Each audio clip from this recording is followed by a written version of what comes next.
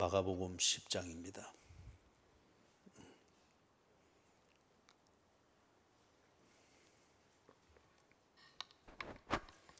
마가복음 10장 46절에서부터 52절까지.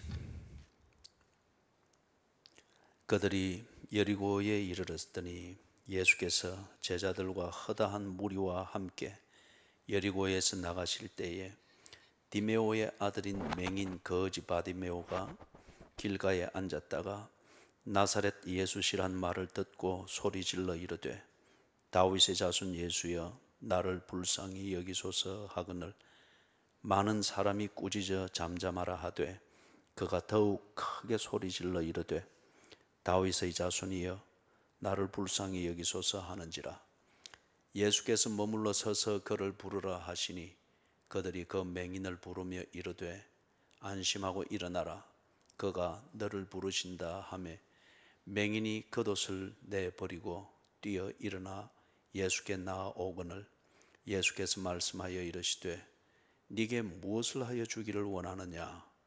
맹인이 이르되 선생님이여 보기를 원하나이다. 예수께서 이르시되 가라 네 믿음이 너를 구원하였느니라 하시니 그가 곧 보게 되어 예수를 길에서 따르니라. 아멘.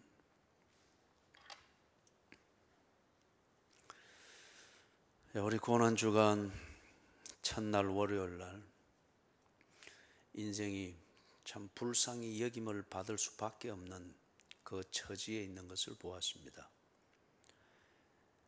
지 나름대로는 먹고 사는 것, 그것이 모든 관건이고 문제인 줄 그렇게 아는데, 그런데 정작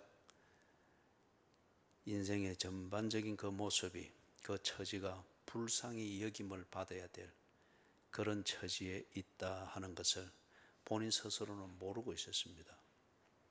예수님은 그것을 보시고 불쌍히 여김을 주셨죠. 왜 인생이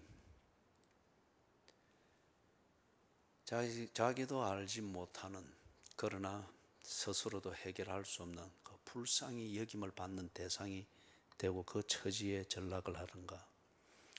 맹인되었기 때문이라고 합니다. 보지 못하기 때문이라고 합니다. 하나님과의 관계를 보지 못하고, 그리고 무엇을 하며 살아야 되는지를 보지를 못하고, 어디에 길이 있는지, 어느 길로 가야 되는지 보지를 못하고, 그리고 저 꼭 알아야 될 그것을 보지를 못하니까 거기에 나름대로 살고자 하는 열정이 있고, 그 다음에 지 나름대로의 자존심이 있고, 그리고 보지는 못하지만은 막연할지라도 이렇게 살고 싶다는 욕망이 있고, 그러니 몸부림을 치게 만드는데, 보지 못하는 상태에서 몸부림을 치면 칠수록 더욱더 비참해지죠. 불쌍히 여김을 받는 처지에 빠질 수밖에 없습니다. 무엇에 대한 맹인인가? 네가 어디 있느냐?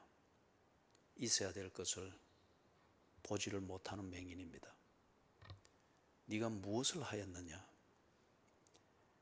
지 앞가림을 어떻게 해야 되는지를 보지를 못하고 있는 맹인입니다. 네게 고기가 있느냐? 먹을 것이 전부라 여기서 몸부림을 치나 밤새도록 집중하는 그 노력을 가지고도 아침 조반에 해당할 만한 고기 한 마리 잡지를 못하는 것, 즉 살 길을 보지 못하고 있습니다. 진리를 보지 못하고 있다는 그것을 보여주는 실제적인 예죠. 예수가 누구인지를 보지를 못하고 있습니다. 망치 소리도 듣고 피비린내도 맡고 채찍 소리도 듣고 채찍에 찢어지는 한 죄수의 몸뚱아리도 보고 십자가에 매다는 모든 과정과 세르모니를 다 보고 있지만은 정작 그가 누구인지, 너희는 나를 누구라 하느냐? 예수를 보지 못하고 있습니다. 그래서 하나님께서 그것을 볼 수 있도록 한편으로는 네가 무언가를 한다고 그렇게 하는 것 같으나 정작 네가 보아야 될 것을 보지 못하고 있다고 하는 것을 알게 하는 질문이고, 그 다음에 그 답을 어디서 찾아야 되는지, 즉 답을 찾기 위해서 눈을 떠야 되는 것을 깨닫고 그 눈뜸을 받을 수 있도록 하나님께서 기회를 주시는 것이 그 질문이었습니다. 다시 반복하면 네가 어디 있느냐? 네가 무엇을 하였느냐? 너희에게 고기가 있느냐? 즉 진리를 알고 있느냐? 너희는 나를 누구라 하느냐? 맹인이 나름대로 자기 삶을 산답시고, 그리고 자기 나름대로 주체성을 가지고 지 인생을 만든다 싶고, 외투도 걸쳐 입고 지 않는 자리도 나름대로 있고, 그리고 몸부림을 치기도 하고 나름대로 뭔가가 있을 때 뛰쳐나가기도 하고 그리합니다. 그런데 지가 입은 옷도 지가 보지를 못하고 있습니다. 지가 앉은 자리도 지가 보지를 못하고 있습니다. 뭔가를 향하여 뛰쳐나가고 적극성을 띠나 어느 방향인지 지가 확인하고 가는 것 아닙니다. 그저 열정뿐이고 지 자존심뿐이고 자기 중심성에 끌려가는 꼭 자석에 따라서 움직이는 것과 같은 그것뿐이죠. 맹인의 특징입니다. 내가 지금 열심히 살고 있고 나름대로 나도 외투를 걸치고 있다. 뭐 직업의 외투, 사회적 신분의 외투, 뭐 내 집이 다른 집에 비해서 좀 낫다고 하는 그 비교적 우월감에서 가지는 그런 하찮은 외투, 또 뭔가를 이런 외투를 걸치고 나름대로 자기 자존심을 세우면서 그렇게 합니다마는, 맹인이 그럴 때 지가 지 눈으로도 보지 못하고 그냥 걸쳐 입은 거예요. 이게 몸에 어울릴 수가 없고, 좀 더 궁극적으로 말하면 이게 지 인생에 맞도록 그렇게 만들어진 신분이 아니고, 그런 직업이 아니고, 그런 사회적 관계가 아닐 수 있다는 거죠. 불쌍합니다.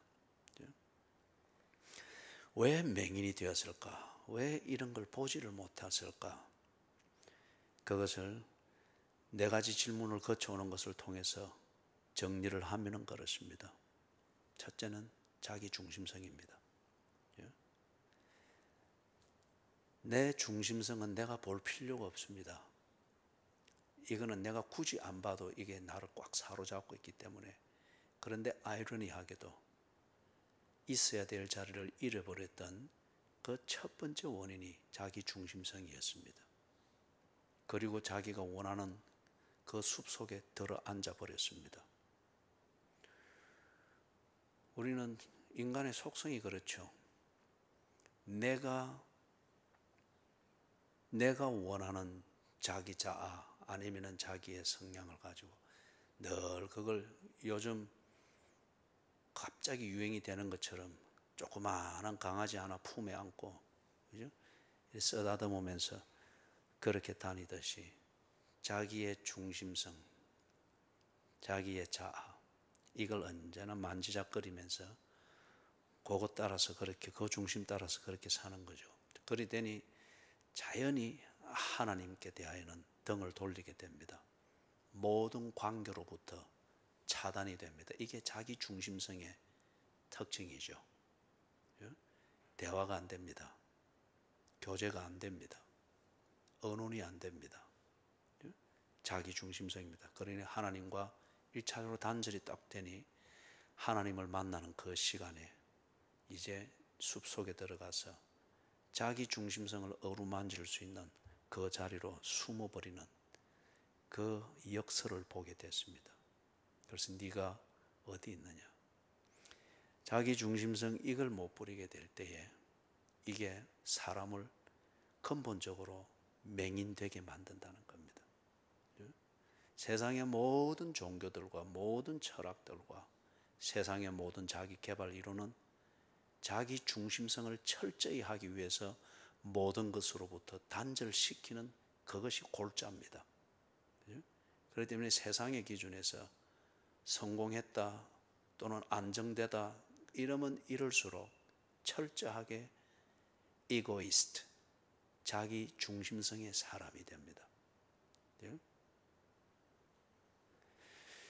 그 다음에 왜 못 보느냐? 두 번째 우리가 보게 될 때는 성향대로 하는 체질이 아직 버려지지를 않았습니다.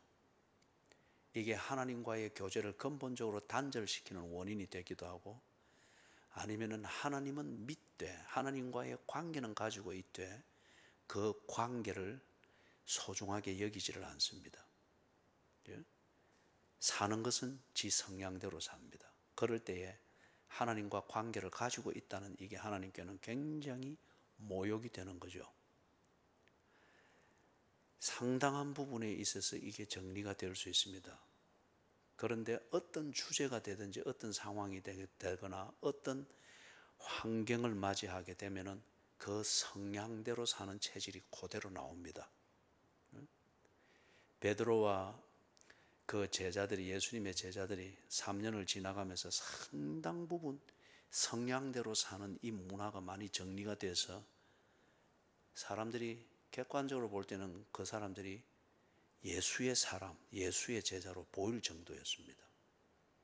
그런데 그 성향대로 사는 그 체질이 곁가지치기가 많이 되었을 뿐이지 그것의 중심 기둥은 여전히 남아 있었습니다. 그래서 최종적으로 예수님이 붙잡혀서 뭔가 위기를 느낄 때에는 성향대로 그들은 다 도망가 버리고 없었습니다. 그런 걸 안 느낄 때에는 큰 소리를 뻥뻥 치면서 의리 아니면 종교적 분위기로 다 괜찮은 척하는 이 뻥치는 이 성향도 그냥 그대로 있었죠.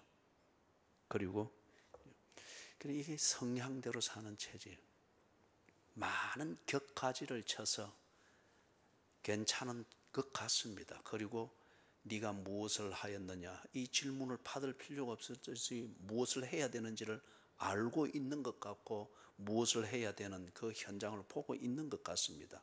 많은 격가지가 쳐졌기 때문에. 그런데 아벨을 볼 때 자기의 중심성이 거절을 당하는 때는 이걸 느낄 때 그는 성향대로였습니다. 세 번째는 옛 성품이 그대로 살아 있습니다. 옛 성품이 그대로 살아 있습니다. 이게 여러 가지로 인격은 눈에 보이는 것이고 성품은 속에 있는 것입니다. 성품이 연료이면은 인격은 그 연료를 태우는 불과 같습니다. 그런데 이 연료가 아직 바뀌지 않았습니다. 그러다 보니까 먹는 것 앞에서 지 삶의 방향이 컨트롤이 안 됩니다. 그리고 내가 이게 중요하다 여기는 자기의 가치관을 움직이는 요 성품이 딱 꽂힐 때는 고기 잡는 것 외에는 다른 것이 없습니다. 그리고 늘 하던 그 방식대로 거물질하는 것, 이게 소신이라 생각을 하고 이것에 대해서 생각할 뭔가 모티프가 주어질 때 그것을 두고서 아주 공격을 당하듯 그렇게 적개심과 경쟁심을 나타냅니다. 옛 성품이 살아있습니다. 그러나 그 성품대로 하되 그 성품을 따라 지 생각, 지 기준에서 소신껏 하고 의리 있게 한다 생각하나 아침 식사용 고기 한 마리를 잡지는 못합니다.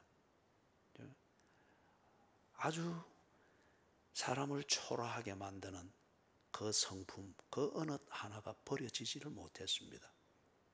그렇기 때문에 성품이 만들어내는 그 소신을 진리로 믿고 그게 살 길이라 믿고 그렇게 살다 보니 밤이 맞도록 수고하였으나 고기 한 마리 잡지를 못했습니다.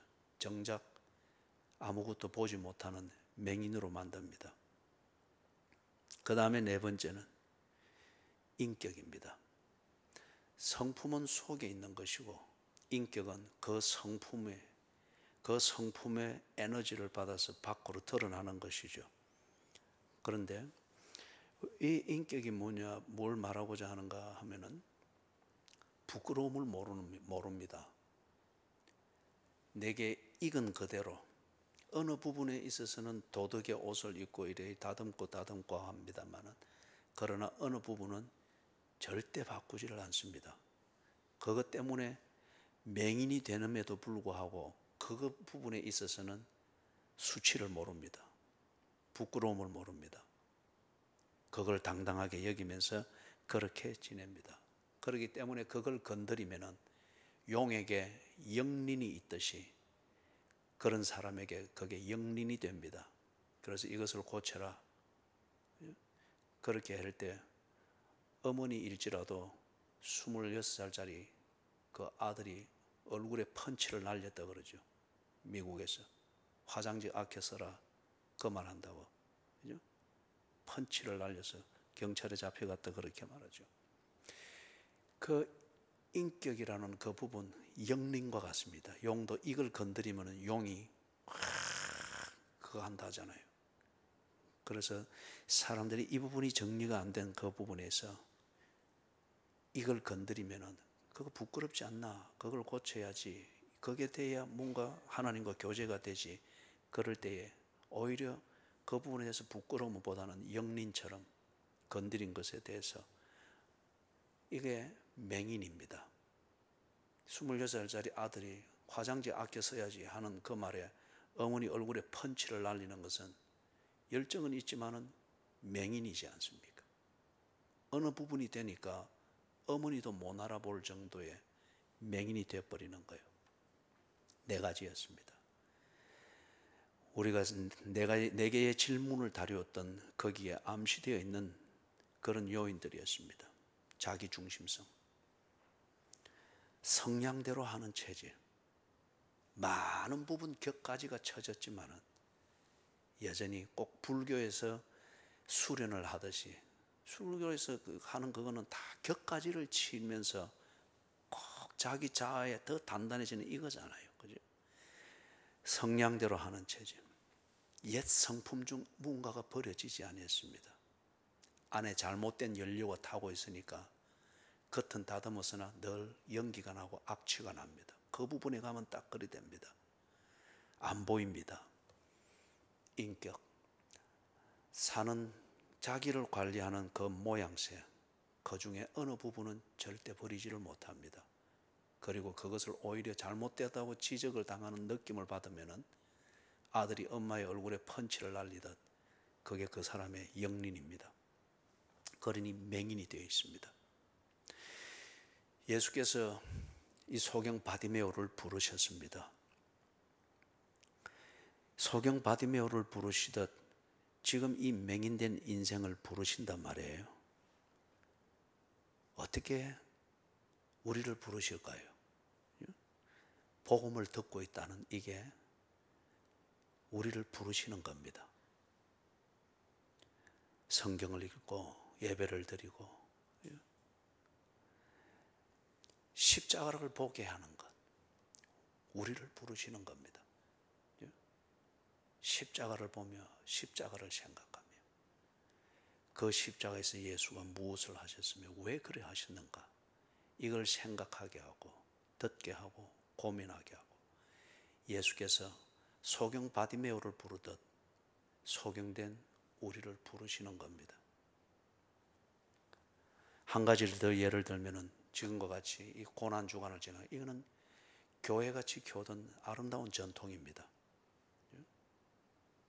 전통주의는 아니지만은 그 전통이 많은 부분에서 전통은 사람이 꼭 지켜야 될 것, 꼭 보아야 될 것, 이것을 놓치지 않고 흘려버리지 아니하도록 하기 위해서 전통이라는 이것을 만들어서 언제나 보게 합니다. 기억하게 합니다. 소위 말해서 가정에도 빼대 있는 집안이다 하는 게 바로 그런 거잖아요. 그죠? 놓쳐서는 안 되는 것, 잊어서는 안 되는 것, 반드시 지켜져야 될 것, 전성되어져야 될 것, 그 내용을 전달하고자 하는 그게 뭐냐? 전통입니다. 고난주간을 이렇게 지키는 것은 교회가 이걸 가르치기 위해서 지켜오는 2000년 동안 지켜오는 전통입니다. 이 고난주간을 통하여서 사느라고 52주 중에 51주를 그런 식으로 살아가면서 정말 맹인된 우리 스스로를 보지 못하고, 또는 맹인에서 눈을 뜨게 해주었으나 옛 성품과 영린과 같은 내 인격을 따라서 자기 중심성대로 살던 옛 습성대로 그렇게 옛 방식대로 사는 이게 51주간 쭉 갈 때 고난주간이라는 이 전통을 통하여서 예수가 바디메오를 부르듯 맹인된 나를 부르거나 눈을 뜨게 해주으나 여전히 옛날로 돌아가서 맹인처럼 살고 있는 내 자신을 돌아보게 하는 겁니다. 그리고 예수께서 누구이시며 나를 위해서 무엇을 해주셨는가 듣게 하시죠. 보게 하시죠. 그겁니다. 그게 지금 예수께서 우리를 부르시는 겁니다. 이 고난주간을 새벽을 깨우면서 하나님의 말씀을 묵상하며 그렇게 지날 수 있었던 것, 한 주 내내 예수께서 나를 부르신 것입니다. 어떤 이는 자기 중심성이라는 이것을 아직 정리가 안 돼서 맹인되어 있는 자를 부르고 있고, 어떤 이는 여전히 성향대로 사는 것, 많은 부분이 정리가 되어 있으니 나는 좋은 그리스도인이라 착각하되, 베드로와 제자들이 그랬던 것처럼 어느 주제가 되든지 어느 단계가 되면 딱 성향대로 가버리는 요 맹인된 것을 예수께서 한 주 내내 불러주신 거죠. 버리지 못한 옛 성품, 어느 부분을 가지고 내 몸에 익은 대로 사는, 그래서 맹인처럼 허우적거리는 그 누군가를 부르시기는 그 한 주간이기도 하고, 내게 여전히 있는 영린, 부끄러움을 모르는, 그러나 내게 꼭 내가 간직하고 싶은 그 인격, 그 부분, 영린처럼 내게 힘을 준다고 여기고 있는 그것 때문에 맹인되어 사는 그를 부르시는 하나님의 몸부림이 이 고난주간 기도회에 있습니다. 바라기는 여러분이 소경 바디메오를 부르는 예수의 음성을 소경이 듣고 예수께로 뛰어나갔던 것처럼 우리 모두가 각자의 위치에서 예수께서 부르신 그 음성을 듣고 반응하게 되기를 주님의 이름으로 축원합니다. 무엇을 해주기를 원하느냐? 이것이 지금 5번째 질문입니다. 예수께서 부르신 것은 뭔가를 해결해 주기 위해서입니다. 이 질문을 통해서 소경 바디메오로 하여금 그가 가지고 있는 문제가 무엇인가를 알게 하고, 그 다음 그 문제를 해결하기 위해서 예수님께 정확한 그러한 간청을 할 수 있도록, 그 은혜 앞으로 나올 수 있도록 예수께서 이 질문을 해준 거죠. 교육학에 있어서도 가장 효과적인 교육 방법 중에 하나가 뭔가? 질문입니다. 좋은 교사는 학생에게 좋은 질문을 해줍니다. 그 질문이 학생으로 하여금 생각하게 만들고 요점을 보게 만들고, 그리고 자기의 이해력을 정리할 수 있도록 해주기 때문에 좋은 교육 방법은 설명 이전에 그 설명을 스스로 생각할 수 있도록 해주는 질문입니다. 성경을 보면 이 원리가 그대로 있어요. 예수님이 항상 보면 질문하셨습니다. 설명하기 전에 질문하셨어요. 무엇보다도 중요한 그 설명이 있을 때는 예수님은 반드시 질문을 하셨습니다. 그리고 대화를 끌어가신 거예요. 소경 바디메오의 문제를 예수님이 왜 모르겠어요? 그것을 고쳐주는 해답이 뭔지를 왜 모르겠어요? 그러나 중요한 것은 바디메오가 로봇이 아니고 인형이 아니고, 또는 인형처럼 그렇게 사람들에게 또닥거리면서 사는 그게 인생이 아니기 때문에 12회를 혈루증으로 앓던 여인에게도 그래 했듯이 이 바디메오에게도 지 스스로 살아갈 수 있는 이것을 예수는 함께 준비를 해주는 겁니다. 무엇을 네게 해주기를 원하느냐? 무엇을 해주기를 원하느냐? 바디모에게 이것을 묻는 것은 앞에서 우리가 보았던 네 가지의 질문이 함축되어 있는 거죠. 네가 어디 있는지 알겠느냐? 네가 무엇을 했는지 알겠느냐? 진리를 알고 있느냐? 살 길을 알고 있느냐? 그리고 네 번째 질문, 네가 찾아야 될 관계가 무엇인지 알고 있느냐? 즉 너희는 나를 누구라 하느냐? 이 답을 찾지를 못하면은 눈을 뜨되 여전히 소경입니다. 맹인입니다. 네? 그래서 예수께서 물으신 겁니다. 네게 무엇 하여 주기를 원하느냐? 바디메오가 보기를 원하나이다. 맹인이 되어 있는 상태에서 외투를 걸치고 맹인이 되어 있는 상태에서 거주지를 찾고 무언가 뛰쳐나가고 무언가를 하고 싶은 게 있어서 애를 쓰고 몸부림치고, 이 모든 것이 그렇게 될 때는 여전히 있어야 될 것을 잊지 못하고 해야 될 것을 알지를 못하고 진리를 알지 못하니 살 길을 여전히 찾지를 못하고 살고자 하는 몸부림이 있을 뿐 살 길을 알지는 못하는 거예요. 그리고 정작 하나님을 만나는 그 진정한 관계, 이것을 볼 수가 없는 거죠. 그래서 이 바디메오가 정확하게 알았습니다. 무엇을 내가 가져야 되는지 보기를 원하나이다. 어디에 있어야 되는지를 보기를 원하며 무엇을 해야 되는지 보기를 원하며 살 길을 찾을 수 있기를 원하고 하나님과의 관계를 어떻게 맺는지 예수가 누구인지를 보기를 원하나이다. 예수님께서 그게 답입니다. 그렇기 때문에 예수님께서 다른 그것 없이 바로 대화가 진행이 됩니다. 예수께서 이르시되 가라, 내 믿음이 너를 구원하였느니라. 가라. 보게 되었으니 이제 어디에 있어야 되는지를 찾아갈 수 있고 무엇을 해야 되는지를 알고 그 현장을 찾아갈 수 있고 살 길을 보게 되었으니 살 길을 따라 갈 수 있게 되었고, 그리고 하나님을 만나는 이 관계가 무엇보다 중요하고 그가 어디에 있는지 아니 갈 수가 있습니다. 가라, 네 믿음이 너를 구원하였느니라. 사랑하는 여러분, 고난 한 주간 한 주간 주께서 우리에게 찾아오셔서 그리고 각자의 은밀한 곳을 머무르 있는 그곳에 찾아가셔서 부르셨습니다. 소경 아닌 척 자기 선언을 하는 그것으로서 문제가 해결된 것은 아닙니다. 더 불쌍하게 보일 뿐이죠. 예수의 부르시는 소리를 들을 수 있기를 바랍니다. 십자가에 달리시고 오늘 이 시간 무덤에 들어가 계시고 그리고 내일 부활의 아침을 가지고 오시는 예수, 이 과정을 함께 겪으면서 오늘 우리가 무덤에 들어가 있습니다.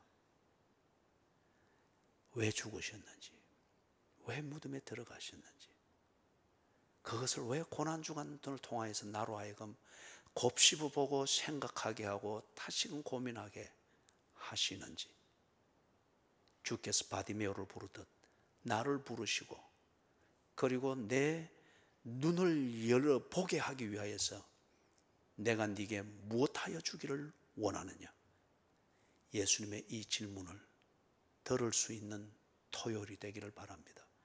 그리고 부활의 아침에는 볼 수 있는 자가 되어서 부활의 주님을 볼 수 있기를 바랍니다. 그리고 여러분이 어디로 가야 되는지를 알고 부활의 아침에 하나님께 구하고 무엇을 해야 되는지를 알고 하나님께 은혜를 구하고 진리가 무엇이며 살 길이 무엇인지를 깨닫고 그것을 보고 하나님 앞에 인도해 주시기를 구하고 그리고 예수가 누구인지를 알고 하나님과의 그 관계 안에 나를 부르신 부활의 주님을 한없이 찬양하면서 살아있는 자로서 예배하게 되시기를 주님의 이름으로 축원합니다. 찬송가 140